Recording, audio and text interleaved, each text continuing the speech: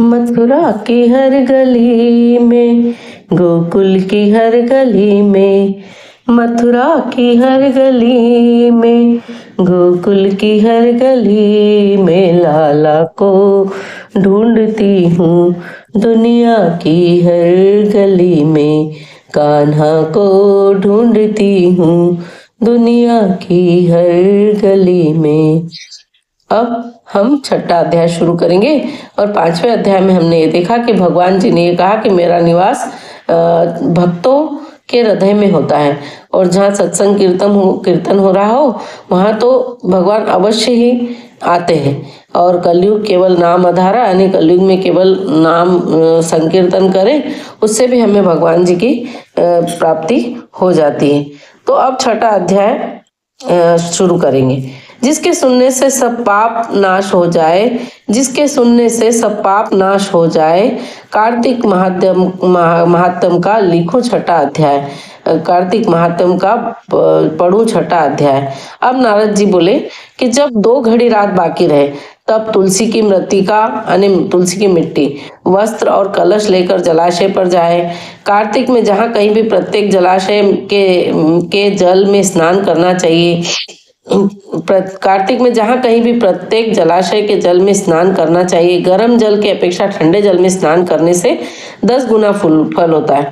इससे 100 गुना पुण्य बाहरी कुएं के जल से स्नान करने से होता है और सबसे अधिक पुण्य बावड़ी में और उससे भी अधिक पुण्य पोखर में स्नान करने से होता है। उससे 10 गुना झरनों में और उससे भी अधिक पुण्य कार्तिक में नदी स्नान करने से होता है। उससे 10 गुना पुण्य वहाँ होता है जहाँ दोनों नदियों का संगम हो, अर्थात संगम में स्नान जरूर करना चाहिए। जब भी कभी हम तीर्थ स्थान पर जाते हैं तो संगम में जरूर स्नान करना चाहिए अगर वहाँ संगम है तो तब तो पुण्य की कोई सीमा ही नहीं। स्नान से पहले भगवान का ध्यान करके स्नान के लिए संकल्प करना चाहिए। फिर तीर्थ में उपस्थित देवताओं को क्रमशः अर्घ्य आचमनी आदि देना। और अर्घ्य मंत्र इस प्रकार है। हे कमलनाथ आपको नमस्कार है, हे जलाशायी भगवान आपको प्रणाम है, हे ऋषिकेश आपको नमस्कार है। मेरे दिए अर्घ्य को आप ग्रहण करें।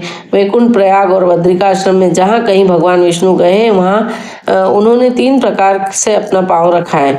वहाँ पर ऋषि, वेद, यज्ञों सहित सभी देवता मेरी रक्षा करते रहे। हे जनार्दन, हे दामोदर, हे देवेश, आपको प्रसन्न करने हेतु मैं कार्तिक मास में विधि विधान से ब्रह्म मुहूर्त में स्नान कर रहा हूँ। यहाँ ब्रह्म मुहूर्त का मतलब क्या है? ब्रह्म मुहूर्त बहुत आपने सुना है, लेकिन ब्रह्म मुहूर्त का मतलब होता है कि सूर्योदय के पूर्व के 48 मिनट जो है वो ब्रह्म मुहूर्त कहे गए। आपकी कृपा से मेरे सभी पापों का नाश हो। ब्रह्म का अर्थ होता है ईश्वर और मुहूर्त का समय, ये समय ईश्वर का समय होता है, इसीलिए इसे ब्रह्म मुहूर्त कहते हैं। आपकी कृपा से मेरे सभी पापों का नाश हो। हे प्रभु, कार्तिक मास में व्रत तथा विधि पूर्वक स्नान करने वाला मैं अर्घ्य देता हूँ। आप राधिका सहित इसे ग्रहण करें। हे कृष्ण, हे बलशाली राक्षसों का संहार करने वाले भगवान, हे पापों का नाश करने वाले, कार्तिक मास में प्रतिदिन दिए हुए मेरे इस अर्घ्य का कार्तिक स्नान का व्रत करने वाला फल मुझे प्राप्त हो। तत्पश्चात विष्णु, शिव तथा सूर्य का ध्यान करके जल में प्रवेश कर नाभि के बराबर जल में खड़े होकर विधि पूर्वक स्नान करना चाहिए।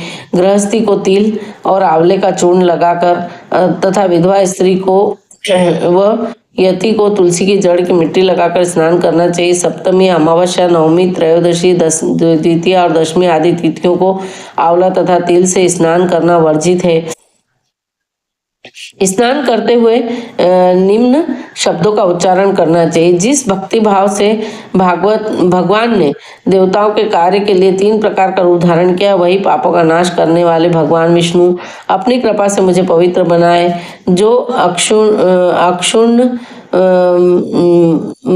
भगवान विष्णु की आज्ञा से कार्तिक व्रत करता है, जो भी मनुष्य भगवान विष्णु की कृपा से कार्तिक व्रत करता है उसकी इंद्रादि सभी देवता रक्षा करते हैं, इसलिए वह मुझको पवित्र करें। बीज रहस्य और यज्ञों सहित वेदों के मंत्र, कश्यप आदि ऋषि, इंद्रादि देवता मुझे पवित्र करें। आदित्य आदि सभी नारियां, यज्ञ, सिद्ध, सर्प और समस्त औषधियां व तीनों लोकों के पहाड़ मुझे पवित्र करें। इस प्रकार कहकर स्नान करने के बाद मनुष्य को हाथ में पवित्री धारण करके देवता, ऋषि, ऋषि मुनियों तथा पितरों को विधि पूर्वक तर्पण करना चाहिए। तर्पण करते समय तर्पण में जितने तिल रहते हैं उतने वर्ष पर्यंत व्रती के पितृगण स्वर्ग में वास करते हैं। इसके पश्चात व्रती को जल से निकलकर शुद्ध वस्त्र धारण करने चाहिए। सभी तीर्थों के सारे कार्यों से निवृत्त होकर पुनः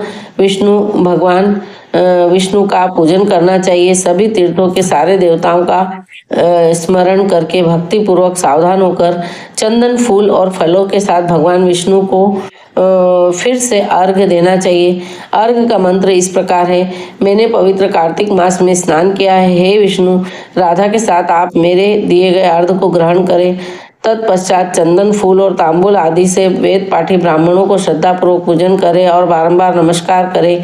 ब्राह्मणों के दाएं पांव में तीर्थों का वास होता है। वेद के मुख में वेद और समस्त अंगों में देवताओं का वास होता है। इसलिए अपने कल्याण की इच्छा रखने वाले मनुष्य को इनका न तो अपमान करना चाहिए और न ही इनका विरोध करना चाहिए। फिर एकाग्रचित होकर भगवान विष्णु की प्रिय तुलसी जी की पूजा करनी चाहिए। इनकी परिक्रमा करके उनको प्रणाम करना चाहिए। हे देवी तुलसी, देवताओं ने ही प्राचीन काल में तुम्हारा निर्माण किया है और ऋषियों ने तुम्हारी पूजा की है। हे विष्णु प्रिया तुलसी, आपको नमस्कार है। आप मेरे समस्त पापों को नष्ट करो। इस प्रकार जो मनुष्य भक्ति पूर्वक कार्तिक व्रत का अनुष्ठान करते हैं वह संसार के समस्त सुखों को भोगकर अंत में मोक्ष को प्राप्त होते हैं। यही था हमारा छठा अध्याय जो कि हमने आज सुना। और आप सभी अध्याय मैंने अपने चैनल पर डाल रखे हैं, तो आप जरूर देखें।